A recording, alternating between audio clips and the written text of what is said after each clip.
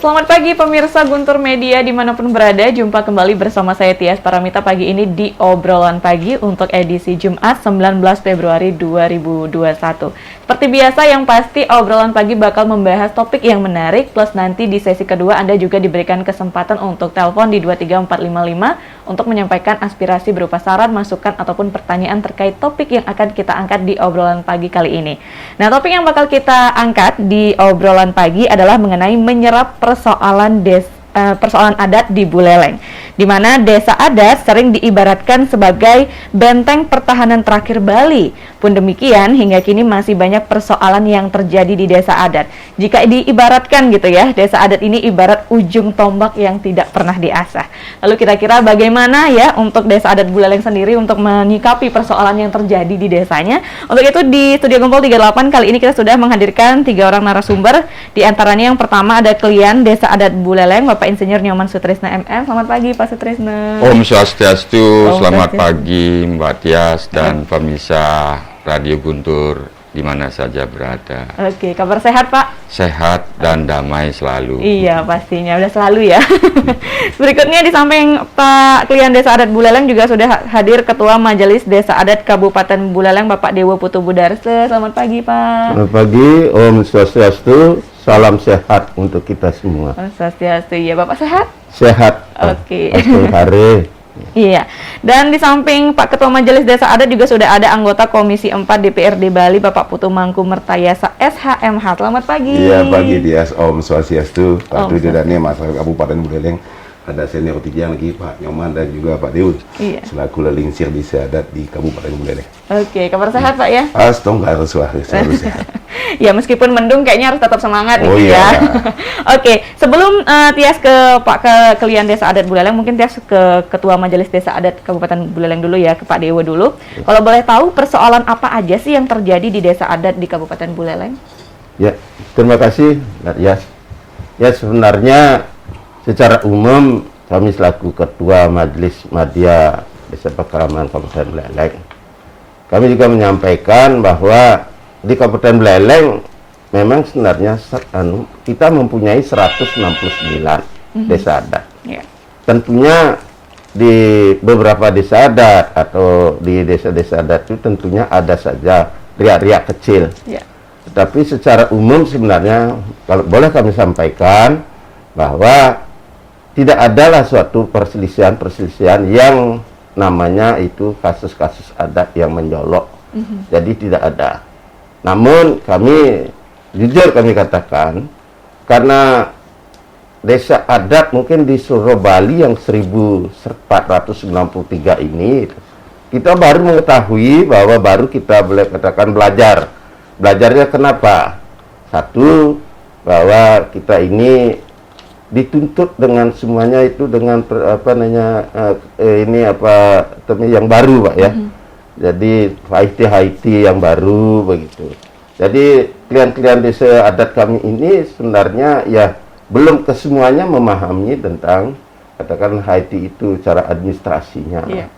Jadi untuk di Kabupaten Buleleng kami jelaskan sebenarnya tidak ada kasus adat yang begitu menjolok atau boleh katakan kasus adat yang besar. Yeah. Jadi hanya riak-riak kecil. Kalau kita bandingkan dengan kabupaten lain, di sana sampai ada misalnya ada sampai unjuk-unjuk rasa. Sebenarnya kami di Kabupaten Buleleng tidak ada.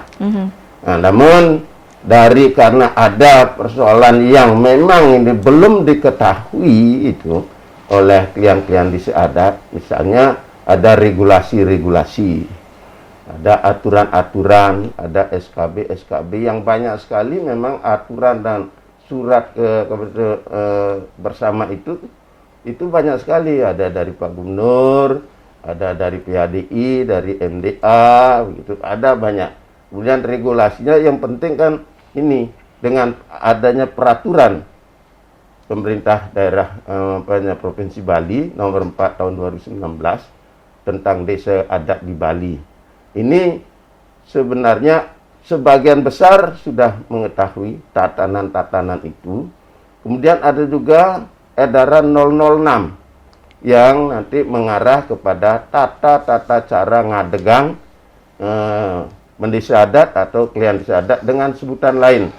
Ini yang belum banyak juga memahami, oleh karena itu sepertinya ada krusial sedikit. Nah, oleh karena itu kami sebenarnya kalau tiap-tiap ada desa adat yang akan ngadegan, kami sudah mewanti-wanti hendaknya juga berkonsultasi kepada MDA Kabupaten Buleleng atau pada tingkatannya dari kecamatan, majelis adat kecamatan dibawa langsung ke MDA. Saya kira tidak ada hal-hal yang memang menjelimet, tidak ada. Tetapi kalau memang dia itu sepertinya tidak melaksanakan apa yang kita katakan edukasi, kita akan sampaikan, itu ada saja area-area kecil. Misalnya ada sebenarnya diinstruksikan oleh pasal 29 dari peraturan daerah kita nomor 4 2019 harus pasal 29 itu ngadegam itu harus didasari dengan musyawarah mufakat. Tahu-tahu dilaksanakan secara voting. Nah, ini tidak boleh begitu. Nah, lalu kalau itu misalnya dilanggar, dilaksanakan berarti ada pelanggaran perda. Nah, oleh karena itu ada masyarakat yang tahu tentang 006 dan pasal 29 Undang-Undang Pergub dari Pak Gubernur ini, berarti dia itu akan bergejolak. Kenapa dia voting? Padahal diinstruksikan adalah untuk musyawarah mufakat.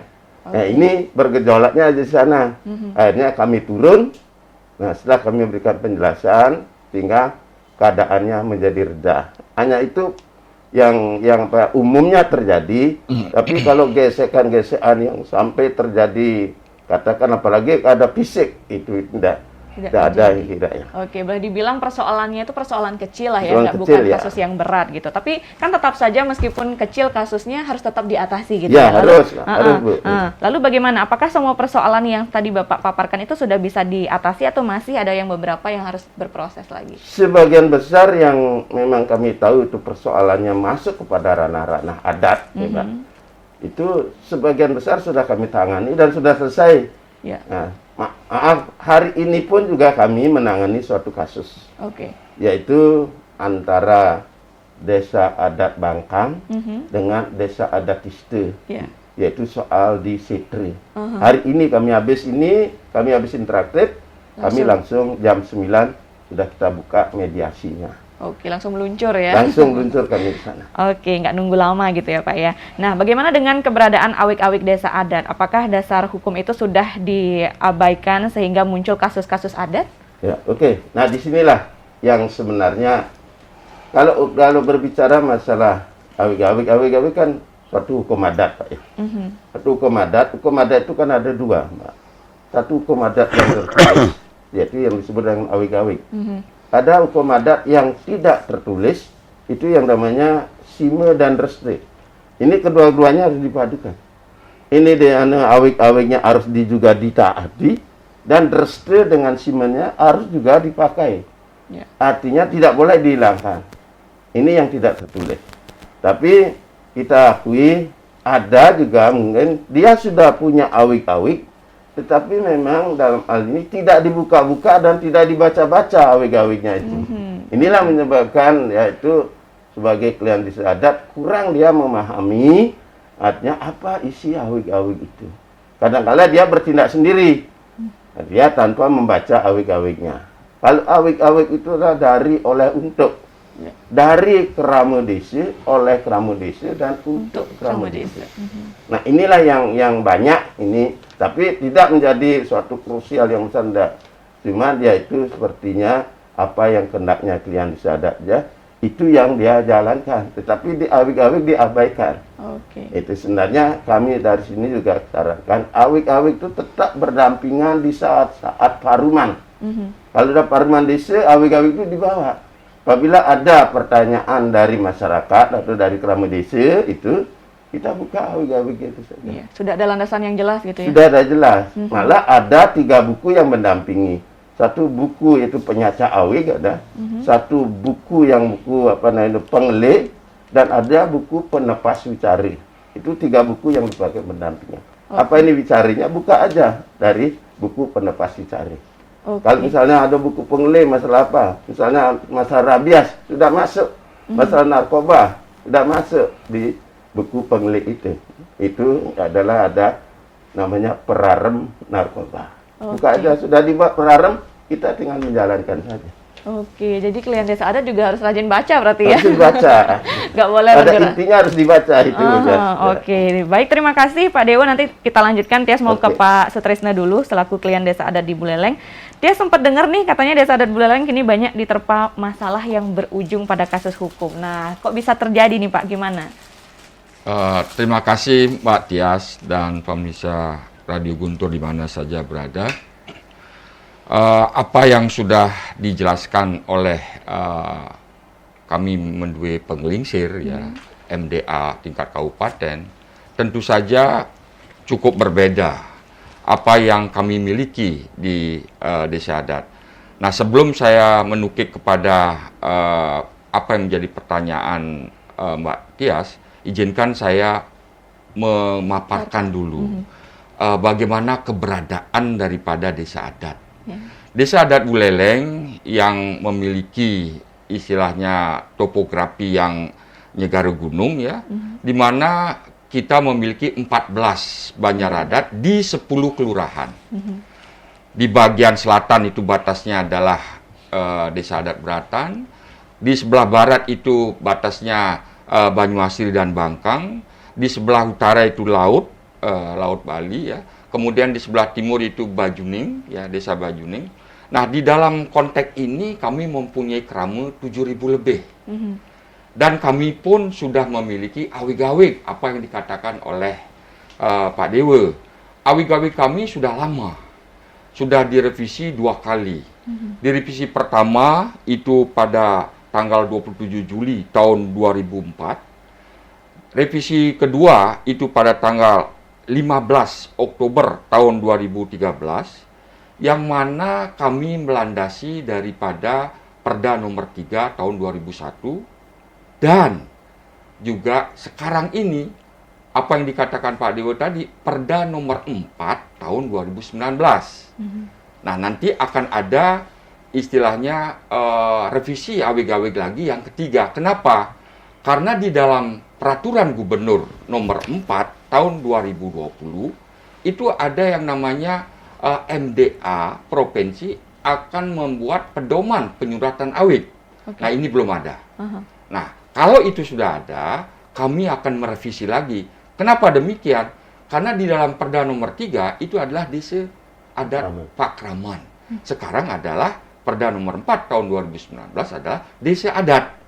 Pasti akan ada revisi dengan apa yang dikatakan tadi, ada beberapa istilahnya pemilihan daripada klien desa itu harus ada musyawarah mufakat. Dulu kan tidak ada. Nah, oleh karena itu saya berterima kasih dengan Provinsi Bali telah mengeluarkan beberapa peraturan. Nah, tentu saja peraturan-peraturan itu jangan sampai dilanggar. Nah, keberadaan daripada desa adat sekarang ini dengan terbitnya. Nah, terbitnya sekarang ada keputusan daripada Menteri Agraria dan Tata Ruang, yaitu BPN, itu nomor istilahnya tanggal 23 Oktober tahun 2017, ditetapkan keputusan Agraria dan Tata Ruang itu nomor 276 ya, strip 19.2 garing 10 Rumawi dan tahun 2017 itu tentang penunjukan desa Pakraman sebagai subjek hak kepemilikan bersama atau komunal. Nah, sekarang di desa adat ini memiliki tanah ayan desa. Nah, tanah ayan desa ini kita coba sertifikatkan berdasarkan aturan instruksi Presiden. Tanah sejengkal apapun di Indonesia ini harus disertifikatkan.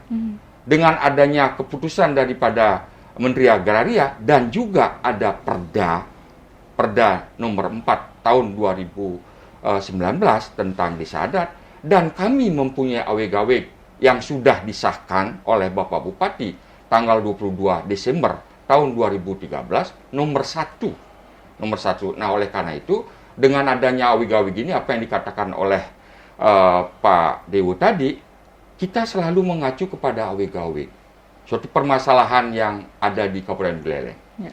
Dengan adanya persertifikatan desa adat, ini muncul beberapa kasus, di mana kasus itu tanah desa adat, ya, kemudian perorangan melakukan suatu katakanlah sanggahan-sanggahan, sampai ke polisi, sampai ke istilah ranah ke pengadilan. Ini sudah kita lakukan. Oleh karena itu kami akan meminta kepada MDA supaya ada advokasi lah, pendampingan pengacara, di mana di dalam pendampingan ini sangat kami butuhkan, karena persoalan semakin lama akan semakin banyak. Itu yang pertama. Persoalan yang kedua, sejak tahun 2016 ya sudah dimediasi oleh Bapak Bupati, sudah dimediasi oleh Bapak Dewo Karne, gitu. Yang mana ada salah satu warga kami ya yang menyalahi daripada awig-awig, ya, dengan istilahnya setiap pada pasal 3 pada ayat awig-awig kami ataupun pasal 27 ayat 3, pasal 27 ayat 3 menyatakan bahwa setiap pengabenan, penguburan itu harus dilakukan di setre. Kalau seandainya nanti ada krematorium berada di luar setre, ya ini menyalahi awig-awig kita. Nah, ini mana yang dibenarkan, apa pertanyaannya Pak Tias tadi, bagaimana dasar hukum daripada awig-awig ini? Apakah masih bisa ditaati karena ada hukum-hukum yang lainnya? Nah, ini perlu mendapatkan istilahnya pembahasan ataupun pendampingan kepada desa adat. Jangan membuat awig-awig kemudian dilanggar oleh warga, kemudian kalah di dalam aturan hukum di atasnya. Nah, tentu saja awig-awig kita yang nomor 1 tahun 2013 ini sudah disahkan oleh Bapak Bupati, berarti tidak bertentangan. Nah, oleh karena itu mudah-mudahan awig-awig ini yang sudah kami sosialisasikan kepada Krame maupun kami sampaikan juga kepada kepolisian, kemudian kepada camat, kepada MDA, itu awig-awig itu sudah kami serahkan, supaya kalau memang awig-awig itu bertentangan, ya mungkin lepas dari kontrol pemerintah pada waktu itu, yaitu pada tanggal bulan Oktober tahun 2013, ya kita revisi. Tapi kalau sepanjang itu belum ada istilahnya bertentangan, kita akan lakukan itu. Nah, contoh 2 yang sudah ada masalah. Kemudian contoh yang ketiga, kami memiliki suatu krame yang dikatakan 7.000 lebih dan luas wilayah begitu banyak atau luas. Nah, kami kalau di desa adat yang lain memiliki daripada katakanlah dana dari pemerintah melalui BKK itu seragam, itu sudah merata diberikan. Kami mengucapkan terima kasih kepada Pak Gubernur bahwa sangat diperhatikan. Tetapi dengan adanya dana yang sama rata di tiap-tiap desa yang diberikan, ini menjadi problem. Suatu contoh di tahun 2020, desa-desa adat di Bali ini memberikan suatu bantuan tunai. Desa adat tidak bisa, desa adat Buleleng tidak bisa. Dengan kepiawaian daripada Satgas kami, Bapak Ketut Wiratmaja, kita membuat suatu dompet peduli di Guntur. Nah, kemudian dompet peduli ini kami pakai untuk menyantuni ataupun memberikan bantuan paket-paket kepada masyarakat yang kami sudah inventarisasi berdasarkan aturan pemerintah. Apakah itu dari Dinas Sosial, apakah itu dari Bapak Gubernur, ataupun Dinas Pemajuan Masyarakat Desa Provinsi Bali, itu kita lakukan acuannya itu. Jangan lepas daripada acuan itu. Sehingga kami juga memberikan bantuan tunai ataupun bantuan sembako 3 tahapan. Tahapan pertama, tahapan kedua, ketiga. Nah, ini juga sudah melebihi dari 1000-an lebih warga yang kita berikan bantuan. Nah, oleh karena itu, kami pokok-pokok masalah di desa adat kami ini secara sumber daya manusia, apa yang dikatakan Pak Dewo betul sekali.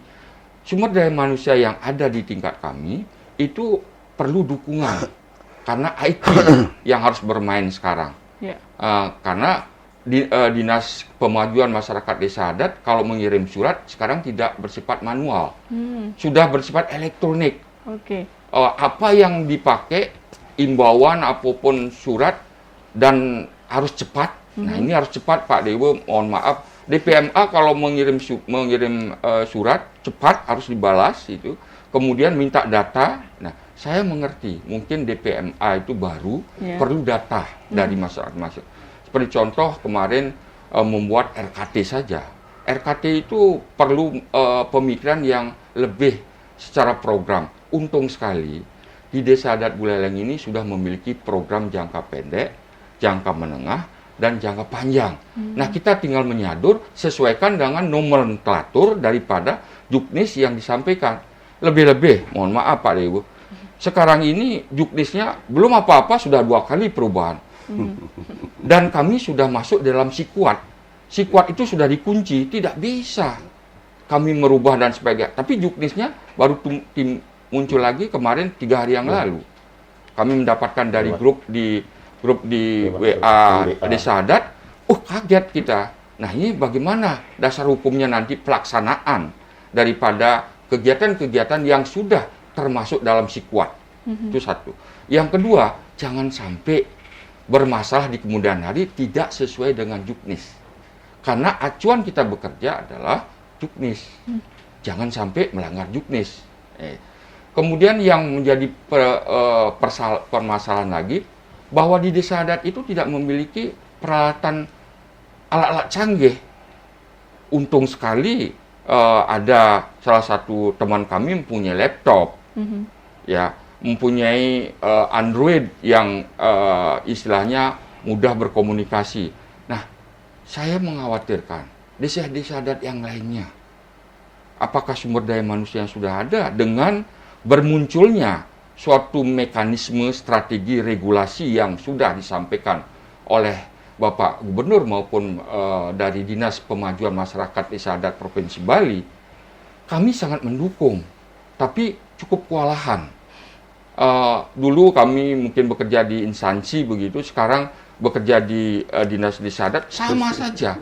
Dari pagi sampai dengan sore, dari pagi dengan sore, apabila mau menyelesaikan apa yang menjadi instruksi-instruksi daripada Desa Adat. Kemudian permasalahan yang terakhir, syukur-syukur kami juga sudah bisa selesaikan, yang mana di dalam krame kami yang terdiri dari 14 banjar adat ini, satu dengan yang lainnya sudah, artinya ada keterikatan di dalam suatu gotong royong. Nah, seperti contohnya adalah untuk masalah pandemi sekarang. Dengan adanya pandemi ini, kami membentuk satgas dan membentuk koordinator di masing-masing banjar adat. Kami sangat dibantu sekali bahwa banjar adat sudah action melakukan protokol kesehatan yang baik, ya, melakukan penyemprotan, kemudian melakukan edukasi terhadap bagaimana protokol kesehatan di wewidangan kami agar dilaksanakan dengan baik. Iya. Saya kira demikian, Mbak Tias. Iya, Desa Adat Buleleng juga rajin banget ngadain operasi tamas ya. Betul sekali. Kami dibantu oleh rekan kami Satgas. Kami melakukan kegiatan keliling ke 14 banjar adat, sampai-sampai ke pasar-pasar juga kita lakukan. Bekerja sama dengan pecalang kami dan kelurahan. Iya. TNI Polri juga ikut. Nah, dengan kebersamaan ini kita wujudkan ngayah di Desa Adat. Iya, oke, semuanya terlibat gitu ya. Oke, untuk penelpon yang kedua 3455 mungkin bersabar dulu ya, karena masih ada satu narasumber yang belum Tias tanyai. Mungkin nanti di sesi kedua bakal Tias sapa. Tias mau ke Pak Mangku dulu ya, selaku Komisi 4 DPRD Buleleng. Oke, apa yang terbersit setelah mendengar berbagai persoalan tadi yang dihadapi oleh Desa Adat nih Pak? Iya, terima kasih Tias ya.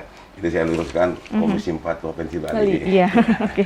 Mohon maaf. Justru kami sangat berterima kasih dengan Radio Guntur ya, yang telah memberikan media untuk kami ketemu dengan Pak Nyoman Sutrisne, Kelurahan Desa Adat Buleleng, yang sangat kompleks ya.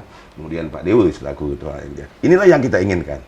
Karena penyusunan regulasi sesuai dengan tupoksi kita di DPRD Provinsi Bali, ya khususnya Komisi 4 yang membidangi SKP di PMA-nya, ya Dinas Pemajuan Desa Adat, kami sangat sadari bahwa perubahan-perubahan bentuk, perubahan-perubahan regulasi yang mengarah kepada bagaimana nanti memberikan sebuah protek dan perlindungan terhadap benteng terakhir Bali ini memang sedang kita lakukan.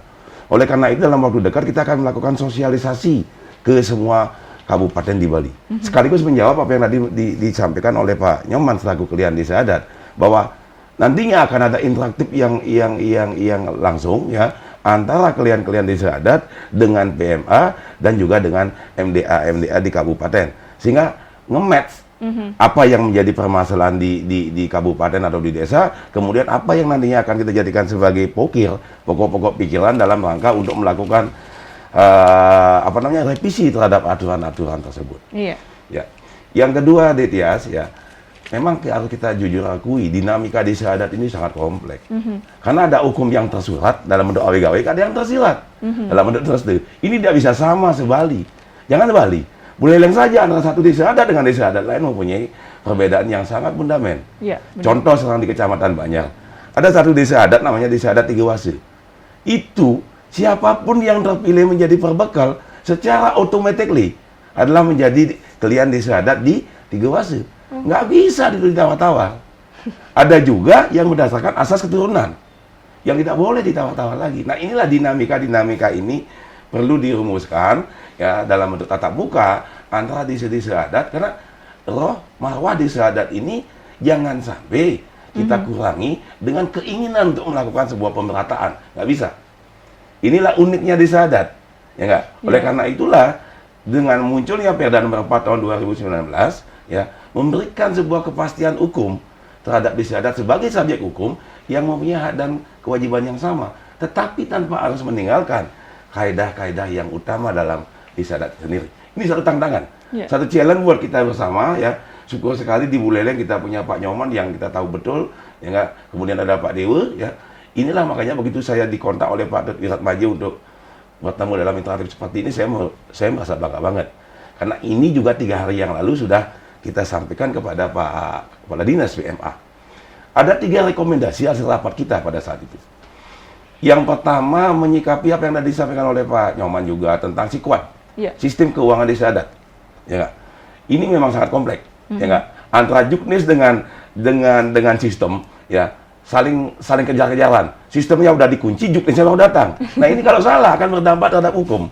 Kita tidak ingin kelihan-kelihan desa adat kita mengalami masalah hukum hanya karena ya kesalahan administrasi. Ini sangat fatal nanti. Dan siapa tidak akan ada yang orang mau jadi kelihan desa adat kalau seperti itu. Iya benar. Ya kan? Karena ini lembaga sosial. Mereka ngatur ayah bukan untuk cari kerja. Ini yang perlu digarisbawahi. Oleh karena itu kita wanti-wanti betul bagaimana melakukan sosialisasi. Itu yang pertama rekomendasi kita. Yang kedua, kalau Detias tahu, tebalnya LPG desa adat di Bali itu hampir sama dengan APBD Kabupaten Buleleng. Ya nggak? Hanya dengan dana 300 juta, tetapi LPG-nya setubuh ini, segembok begini. Sangat menyusahkan. Ya kan? Kemudian apa relevansinya? Sumber daya manusia, mohon maaf sekali lagi ya, kita bukan mengurangi arti dan hormat saya kepada sumber daya manusia di Buleleng. Sumber daya manusia kita di prajurit desa adat untuk menyusun LPG ini sangat kewalahan. Apalagi dengan sistem apa namanya tadi elektronik kayak begitu, ya nggak, memakai teknologi kayak begitu. Oleh karena itu referensi kami yang kedua adalah pemerintah Provinsi Bali wajib untuk hadir untuk menyelamatkan, ya kan? Jangan sampai desa adat nanti akan terkait dengan masalah hukum hanya gara-gara uang yang sekecil itu, ya nggak? Kenapa saya katakan kecil? Karena 300 juta buat desa adat itu sangat kecil, karena biayanya kompleks banget.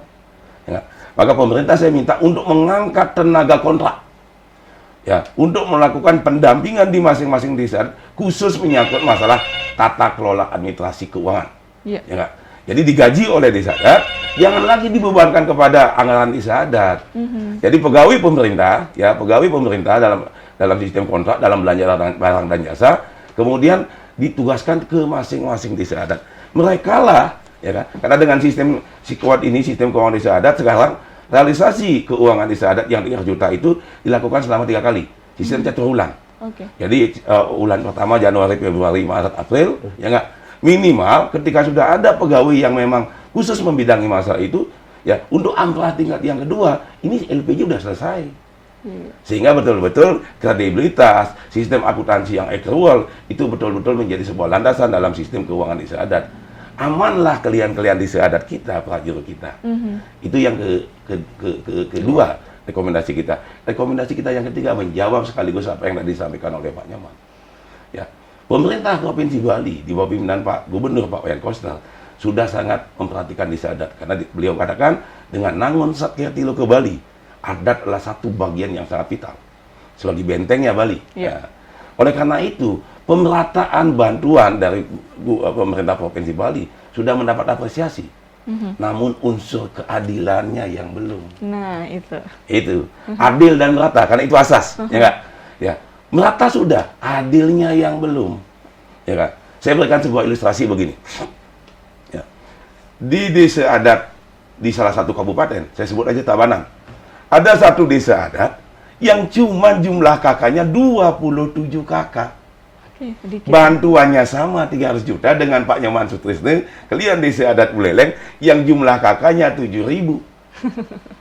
Adil nggak? Enggak. Nah, oleh karena itulah kita udah ngomong dengan PMA dan kita udah memberikan sebuah rekomendasi. Oleh karena itu PMA juga sebenarnya sudah gayung bersambut.